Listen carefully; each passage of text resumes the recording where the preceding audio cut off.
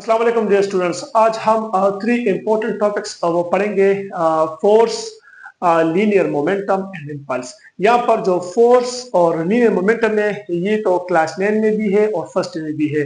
तो क्लास 9 वाली स्टूडेंट जो है ना वो फोर्स और लीनियर मोमेंटम तक ये वीडियो पढ़े और आगे जो है ना इम्पल्स वो फिर फर्स्ट ईयर के लिए वो है, फर्स्ट ईयर का टॉपिक है। ठीक है, अच्छा तो पहले हम डिफाइन करते हैं कि what is a force. Force is an agent which bring or tends to bring a body in motion or stop the motion or change the direction of the body। ये हम अपने प्रीवियस क्लास से पढ़ रहे हैं। ठीक है, जो क्लास 7 और 9 में हम ये 8 में ये हम पढ़ चुके हैं कि हमारे पास फोर्स एक ऐसा एजेंट है, फोर्स एक ऐसी चीज है जो किसी बॉडी को हरकत में लाती है या अगर हरकत में नहीं ला सकती तो उसको हरकत में लाने के लिए कोशिश जो है ना वो करती है। और अगर बॉडी मोशन में हो तो ये फोर्स उस बॉडी के मोशन को खत्म करती है और अगर मोशन को खत्म नहीं कर सकती तो उसको कोशिश करती है। ठीक है, तो इसलिए हम वर्ड यूज करते हैं tense, bring a body in motion और tense to bring in motion. ठीक है, तो हमारे पास जो फोर्स है वो बेसिकली वो तीन चीजें जो है ना वो करती है। हमने जो प्रीवियस क्लास में पढ़ा है, नंबर फर्स्ट वो क्या है, to bring a body in motion, body को मोशन में लेकर आती है, या stop the motion, stop motion. ठीक है, या बॉडी के अंदर अगर मोशन हो तो उसको खत्म करती है और अगर मोशन को भी बॉडी में मोशन भी न लेकर आए, बॉडी के मोशन को खत्म भी ना करे तो हमारे पास change the direction, change the direction. तो फोर्स का बेसिकली ये तीन काम होते हैं। ठीक है, लेकिन फिर हमने क्लास 9 में और फर्स्ट ईयर में न्यूटन सेकंड लॉ को पढ़ लिया। तो न्यूटन सेकंड लॉ से हमें एक मोर एक्यूरेट और कॉम्पैक्ट फॉर्म में फोर्स की डिफिनेशन सामने आ गई। वो ये है कि हमारे पास फोर्स वो एक ऐसा एजेंट है जो किसी भी बॉडी में लीनियर एक्सेलरेशन को प्रोड्यूस करे और tends to produce the linear acceleration in the body. वो हम इस तरह डिफाइन कर सकते हैं, the agent which produce linear acceleration in a body is called force, और उसका जो मैथमेटिकल फॉर्म है वो है F इक्वल टू ma। तो न्यूटन सेकंड लॉ ने हमें फोर्स का एक कंप्लीट मैथमेटिकल फॉर्म वो दे दिया, वो है F इक्वल टू ma। अच्छा, अब इस इक्वेशन का मतलब कुछ इस तरह है कि लेट्स सपोज ये हमारे पास एक बॉडी है, ये देखिए गौर से, ये एक बॉडी है, अगर ये रेस्ट में है, ठीक है, रेस्ट में है तो इसकी जो इनिशियल वेलोसिटी वो क्या होगी, वो 0 होगी। अब यहाँ पर इस बॉडी के ऊपर अगर कोई पीछे से इस पर फोर्स लगाए, इस बॉडी को धक्का दे, फोर्स उसने लगा दिया, तो अब ये फोर्स क्या करेगा, अब इस फोर्स से इस बॉडी जो पहले रेस्ट में थी, रेस्ट में, तो इस फोर्स से इस बॉडी के अंदर वो ये आगे की तरफ वो मोशन करेगा, इसके अंदर एक्सेलरेशन आ जाएगी। ठीक है, एक्सेलरेशन का मतलब क्या है कि पहले बॉडी जो है ना वो रेस्ट में थी, इनिशियल वेलोसिटी इसकी 0 और बाद में जो है ना अब इस बॉडी के अंदर इसकी जो फाइनल वेलोसिटी है वो फॉर एग्जांपल वो बन गई 2 मीटर पर सेकंड। ठीक है, तो एक्सेलरेशन का मतलब है चेंज इन वेलोसिटी। ठीक है, तो पहले बॉडी रेस्ट में, इनिशियल वेलोसिटी 0 और अब फाइनल वेलोसिटी वो 2 मीटर पर सेकंड फॉर एग्जांपल वो बन गई। तो इसका मतलब है कि हमने फोर्स लगा दिया और इस फोर्स से इस बॉडी के अंदर एक्सेलरेशन प्रोड्यूस हो गई और एक्सेलरेशन की वजह से इस बॉडी की वेलोसिटी में चेंज आ गई और लाजमन इसने कुछ टाइम भी लिया होगा। अगर मैं टाइम फॉर एग्जांपल टाइम इसने लिया 1 सेकंड फॉर एग्जांपल। ठीक है, ये एग्जांपल के तौर पर मैंने लिख दिया। तो ये फोर्स का काम है कि बॉडी के अंदर उसकी वेलोसिटी, उसकी मोशन को चेंज करना या बॉडी को हरकत में लेकर आना। अब फॉर एग्जांपल मैं एक और एग्जांपल ले लूं, लेट्स सपोज एक बॉडी है ये, ठीक है, और ये ऑलरेडी इन मोशन में है और अब इसकी जो इनिशियल वेलोसिटी है वो है 5 मीटर पर सेकंड। ठीक है, इस बॉडी के अंदर मोशन है, वेलोसिटी है। ठीक है, और यहां पर खड़ा है सुपरमैन।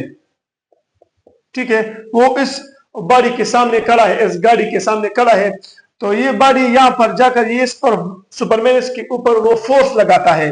तो अब इस फोर्स से क्या हो गया, इस फोर्स से अब जो है ना ये बॉडी रेस्ट में आ गई तो इसकी इनिशियल वेलोसिटी और इसकी फाइनल वेलोसिटी वो क्या हो गई, वो 0, फाइनल वेलोसिटी 0।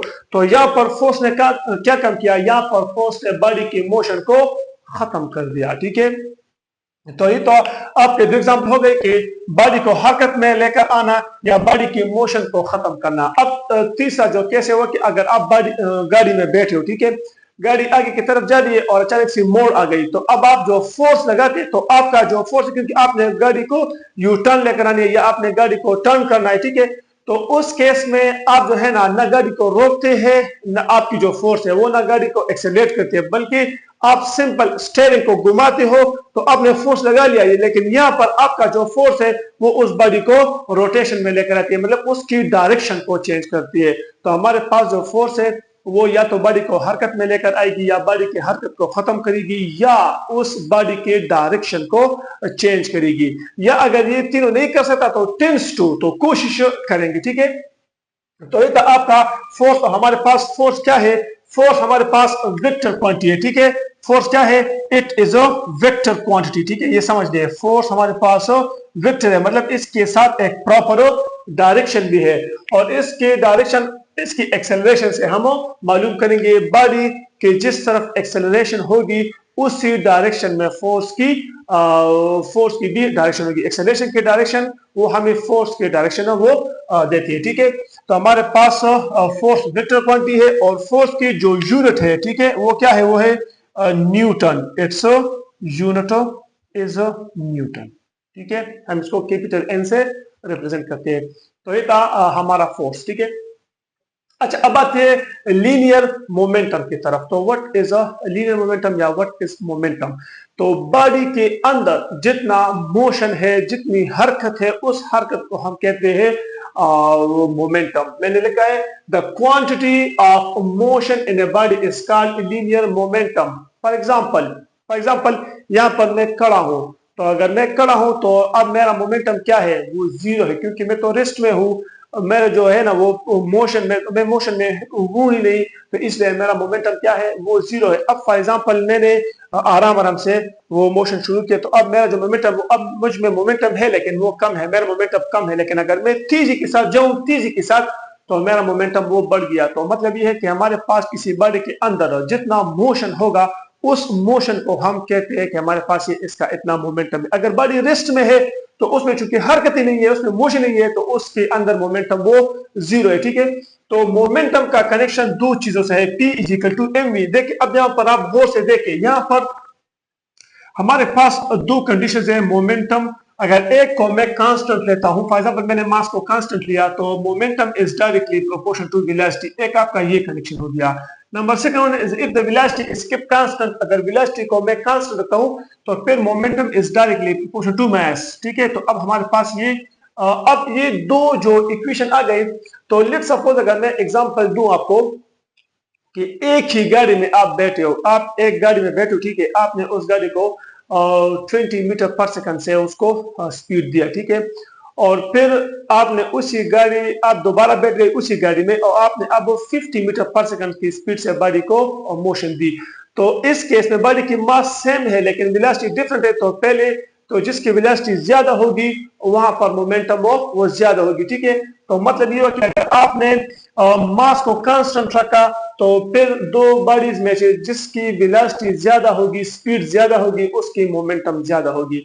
लेकिन अगर आपने क्या कि आपने अगर वेलोसिटी को कांस्टेंट रखा, वेलोसिटी को, यहाँ पर अगर मैं एग्जांपल लूं तो दो सेम बॉडीज, इस केस में एक ये बॉडी हो गई और दूसरा भी ये बॉडी हो गई, मतलब दोनों की मास सेम होगी। यहाँ पर m1 ये m1 और ये m2, तो m1 m2 बराबर होंगे। तो अगर दोनों मासेस बराबर होंगे तो फिर आप वेलोसिटी की तरफ देखेंगे, जिसकी वेलोसिटी ज्यादा उसकी मोमेंटम ज्यादा। इस वाले केस में एक की मास ज्यादा है और एक की मास कम है, ठीक है। तो अब यहां पर जो है ना हमारे पास v1 is equal to v2। अगर इसकी वेलोसिटी v1 है, इसकी वेलोसिटी v2 है और दोनों बराबर है, तो फिर अगर दोनों बॉडी की मोशन अगर वेलोसिटी सेम है तो फिर आप उसकी मास की तरफ देखेंगे, जिसका जितना ज्यादा मास उसका उतना ज्यादा मोमेंटम। एग्जांपल के तौर पर एक ट्रक है और एक मोटर कार है। अगर ट्रक और मोटर कार दोनों को मैं एक ही स्पीड से चलाऊं तो फिर किसकी मोमेंटम ज्यादा होगी? ट्रक की मोमेंटम ज्यादा होगी, क्योंकि ट्रक की मास वो बहुत ज्यादा है, ठीक है। तो मोमेंटम, ये दो चीजों को आप ध्यान में रखें। अच्छा, अब मोमेंटम भी हमारे पास क्या है? ये भी हमारे पास वेक्टर क्वांटिटी है। It is a also vector, ये भी वेक्टर क्वांटिटी है, ठीक है। और इसकी जो डायरेक्शन है मोमेंटम की वो वेलोसिटी के डायरेक्शन के बराबर होगा। जिस डायरेक्शन में बॉडी की वेलोसिटी होगी उसी डायरेक्शन में बॉडी की मोमेंटम भी होगी, ठीक है। और यहां से अगर आप इसकी यूनिट को निकालेंगे तो इट्स यूनिट इज मास की जगह किलोग्राम और वेलोसिटी की जगह मीटर पर सेकंड, तो किलोग्राम मीटर पर सेकंड ये आपका यूनिट हो गया मोमेंटम का, ठीक है। तो ये था आपका लीनियर मोमेंटम। अच्छा, अब हमारे पास जो नेक्स्ट टॉपिक है वो इन फोर्स, इस फोर्स और मोमेंटम के दरमियान कनेक्शन को मालूम करना कि हमारे पास फोर्स और मोमेंटम के दरमियान वो क्या कनेक्शन है, इसका रिलेशन हम किस तरह करेंगे। तो ये एक इंपॉर्टेंट टॉपिक है, या अक्सर पेपर में ये लाजिमन आता है कि हमारे पास Newton second law in terms of momentum. तो अक्सर पेपर में इस तरह के आते हैं ये वाला, कि हमारे पास पेपर में इस तरह आता है कि शो दैट क्या शो करेगा हमारे पास F is equal to del P divide by del T। ये इस तरह आपको गिवन होगा कि आपने इसको प्रूफ करना है, इसको शो करना है कि हमारे पास force del P by del T के बराबर है, ठीक है। या अक्सर इस तरह आते हैं कि न्यूटन सेकंड लॉ या discuss Newton second law in terms of momentum. तो ये हमारे पास न्यूटन सेकंड लॉ है, F is equal to ma। तो वो पूछते कि इस F is equal to ma की जगह आप यहाँ पर मोमेंटम को वो लेकर आए, ठीक है। तो हमने क्या प्रूफ करना है अभी, show that F is equal to del P by del T, ठीक है। तो आज अब इसको प्रूफ करते हैं। तो शुरू करेंगे हम न्यूटन सेकंड लॉ से। Newton second law F is equal to ma, ठीक है। अच्छा, अब यहाँ पर ये एक्सेलरेशन है, तो मैंने आपको पहले बता दिया कि हमारे पास व्हाट इज एक्सेलरेशन। तो acceleration actually change in velocity per unit time है। हमारे पास एक्सेलरेशन बराबर है change in velocity per unit time. तो हमारे पास एक्सेलरेशन वो बराबर है change in velocity per unit time. तो यहाँ पर एक ही जगह ये वैल्यू पुट कर ले तो हमारे पास आ जाएगा F is equal to m del V divide by del T, ठीक है। अच्छा, अब F इज इक्वल टू अगर मैं इस तरह लिखूं कि हमारे पास ये जो डेल बाय डेल टी, अगर मैं इसको इस तरह लिखूं del divide by del T और अंदर लिखूं एम वी, ठीक है। या अगर मैं इस तरह लिख लूं, अगर हम इस तरह कर ले F is equal to M अपनी जगह पर और डेल वी का मतलब है चेंज इन वेलोसिटी, तो मैं इस तरह लिख लेता हूं फाइनल माइनस इनिशियल और नीचे डेल टी अपनी जगह पर, ठीक है। तो अब यहां पर हम F is equal to M को मल्टीप्लाई करें तो M V F minus M V I divide by del T, ठीक है।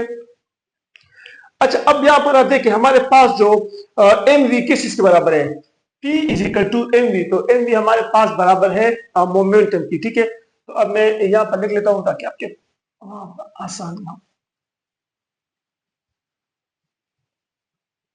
अच्छा, अब यहां पर आप देखिए इस इक्वेशन को मैं यहां से उठाता हूं तो यहां पर, लेकिन अब यहां पर आप देखें कि हमारे पास F इज इक्वल टू वो बराबर हो जाएगा M V F minus M V I. तो एम वी की जगह P final momentum minus M V I की जगह इनिशियल मोमेंटम P आई और नीचे डेल टी।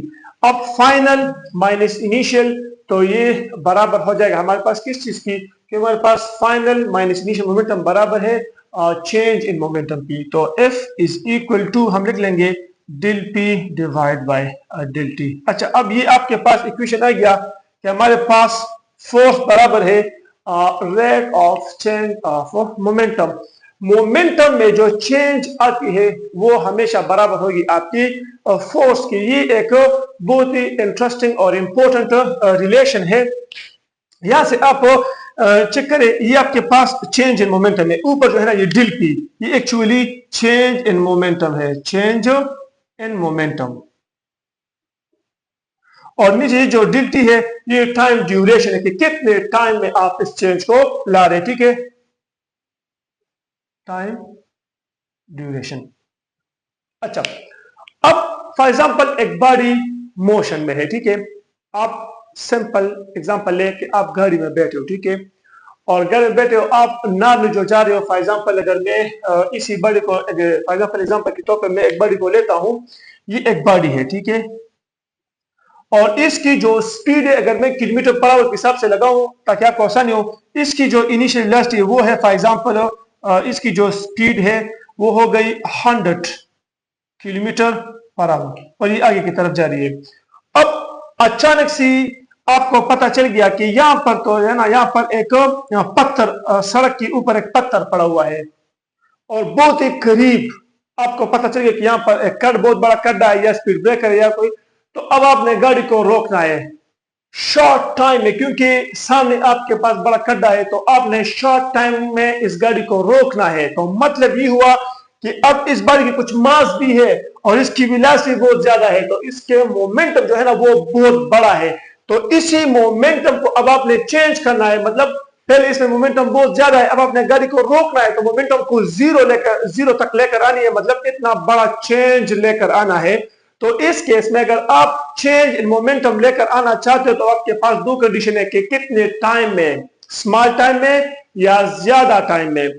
तो अगर आपने कम टाइम में इसको रोकना है तो आपने इंतहाई ज्यादा फोर्स लगानी है, आपने बिल्कुल जो आपकी ब्रेक है उसकी आपने पांव से बहुत जोर से उस ब्रेक को दबाना है ताकि वो गाड़ी रुक जाए।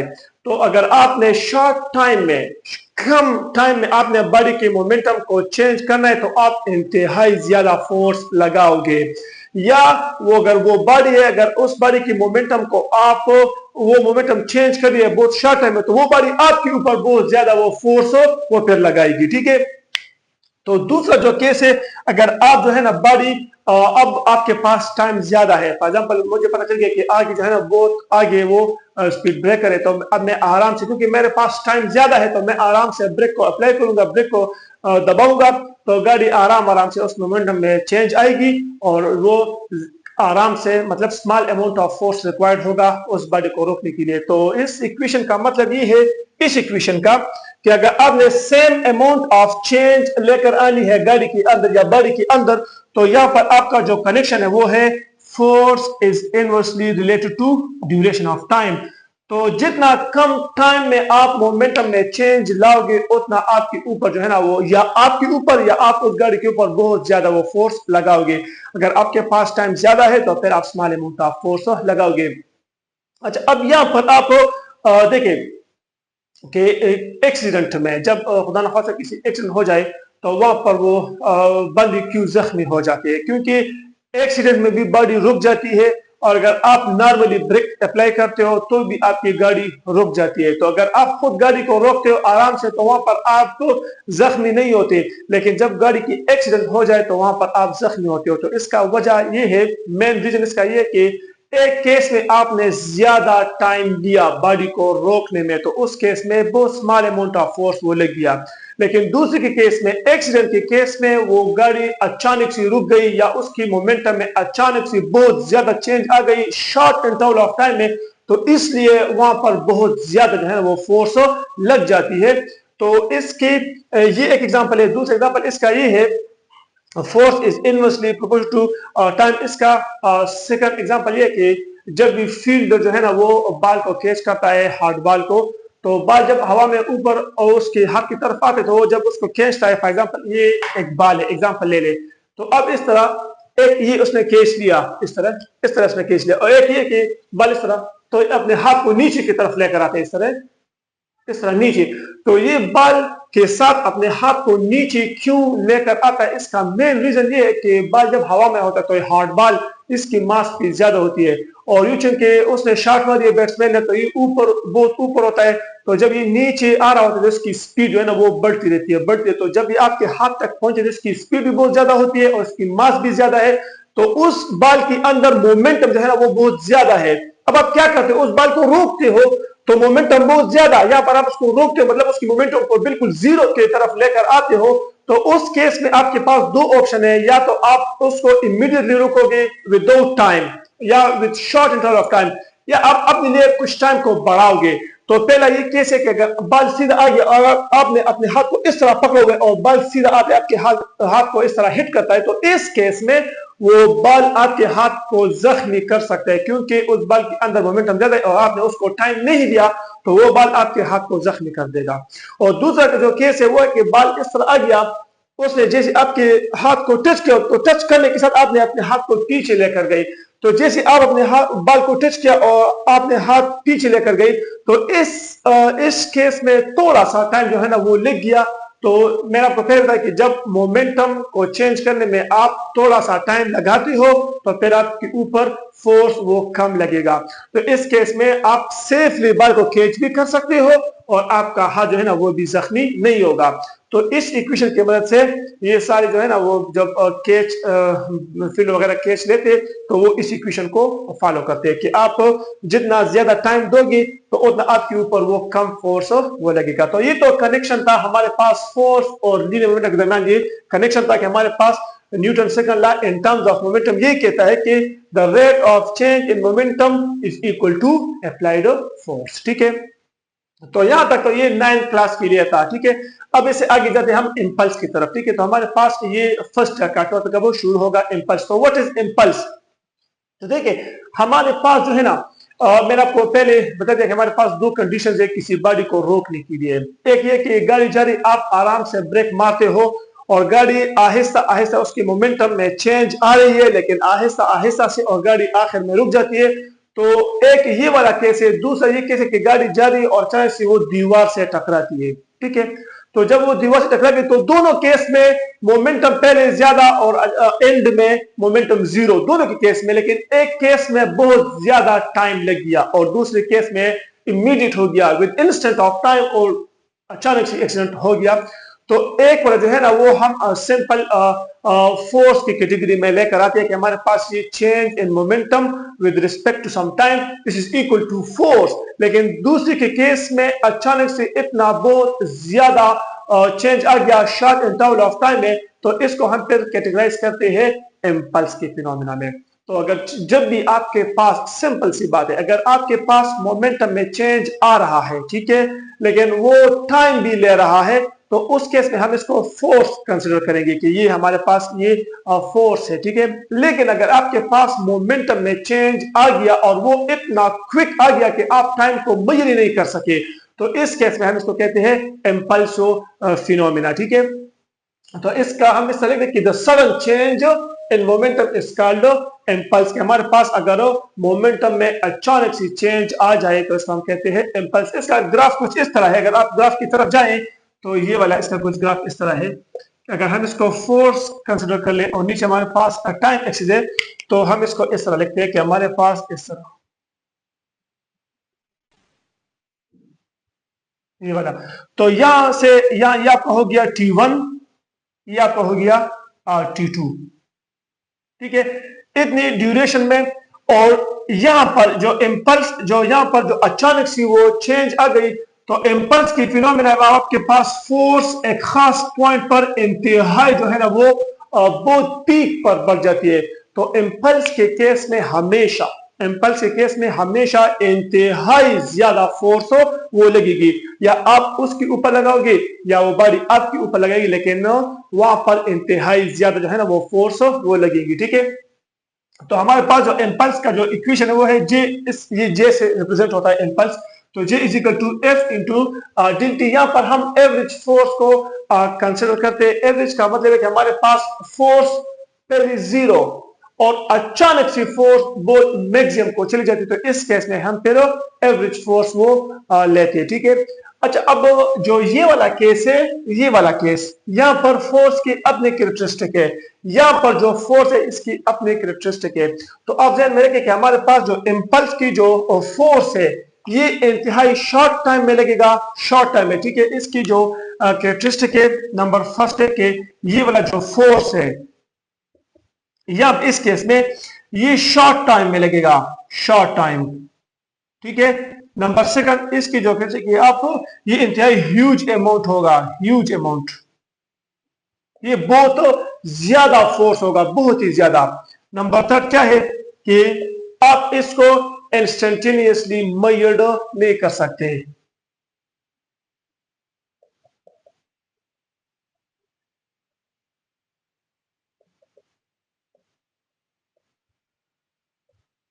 can't be measured instantaneously। अब ये यहाँ पर ये जो है, तो ये नॉर्मल फोर्स है, ये कम भी हो सकता है जल्दी होता है, लेकिन नॉर्मली हमारे पास ये कम फोर्स, हम इसको क्योंकि इसमें टाइम बहुत ज्यादा लग चुका होता है, तो ये वाला केस, ठीक है। और दूसरा, ये फोर्स बहुत ह्यूज नहीं होता, इसको हम मेजर कर सकते हैं आसानी के साथ, ठीक है। यहाँ पर हम एवरेज नहीं लेते, और यहाँ पर हम एवरेज फोर्स को लेते, क्योंकि यहाँ पर फोर्स, यहाँ पर इस केस में फोर्स जीरो, और अचानक विद नेक्स्ट सेकंड आपके पास फोर्स जो है ना वो बहुत ज्यादा बढ़ जाती है। अब अच्छा, अब इसकी एग्जांपल जो है ना, इसकी एक एग्जांपल ये है कि आप कोई गाड़ी एक्सीडेंट करता है, तो उस केस में ये इम्पल्सिव फिनोमेना है। द सेकंड वन क्या है, वो ये कि जब भी कोई बैट्समैन खड़ा है, बॉल आता है, स्पिनर बॉल करता है, और ये बैट्समैन अचानक से उस बॉल को हिट करता है, तो जब उस बॉल को ये हिट करता है, तो उस केस में बॉल के अंदर भी जो बॉल की मोमेंटम है उसमें अचानक चेंज आ जाती है, तो वहां पर भी हम उसको इम्पल्सिव फिनोमेना वो कंसिडर करते हैं, ठीक है। अच्छा, अब यहाँ पर आप देखें इस केस को, तो अगर हम अब मोमेंटम की और इम्पल्स के दरमियान कनेक्शन निकाले, तो हमारे पास ये देखें, यहाँ पर आप देखें हमारे पास J इज इक्वल टू, ये तो हमने पढ़ लिया, F इंटू डिल टी, ठीक है। तो अब फोर्स की जगह हम यहाँ से ये इक्वेशन उठाते हैं, यहाँ पर पुट करते हैं, तो J is equal to F की जगह del P divide by del T into del T। अब यहाँ पर डिल T के साथ कैंसिल आउट, तो impulse is equal to del P change in momentum. तो यहां से आपको यहाँ पर टाइम जो है ना वो वेनिश हो जाती है, मतलब ये कि यहाँ पर जो है ना वो सडन चेंज इन मोमेंटम है। जिस तरह के बम ब्लास्ट है, अगर बम ब्लास्ट हो जाए तो वो भी इम्पल्सिव फिनोमेना है, एक्सीडेंट हो जाए वो भी इम्पल्सिव फिनोमेना है, या अगर किसी गाड़ी की एक्सीडेंट हो जाए, या कोई क्रिकेटर जो है ना वो बॉल को हिट करे, सिक्स के लिए हिट करे, तो वो भी आपके पास इम्पल्सिव फिनोमेना है। तो अब आप समझ गए कि हमारे पास फोर्स क्या है, वो बॉडी को मोशन में लेकर आती है। अब उस बॉडी के अंदर मोशन कितना है, वो हमारे पास लीनियर मोमेंटम शो कर रहा है, और उसी मोमेंटम में अगर अचानक चेंज आ जाए with huge amount of force and with in short interval of time, तो फिर हम उसको इम्पल्सिव का नाम देते हैं, ठीक है। तो ये तो हमारा आज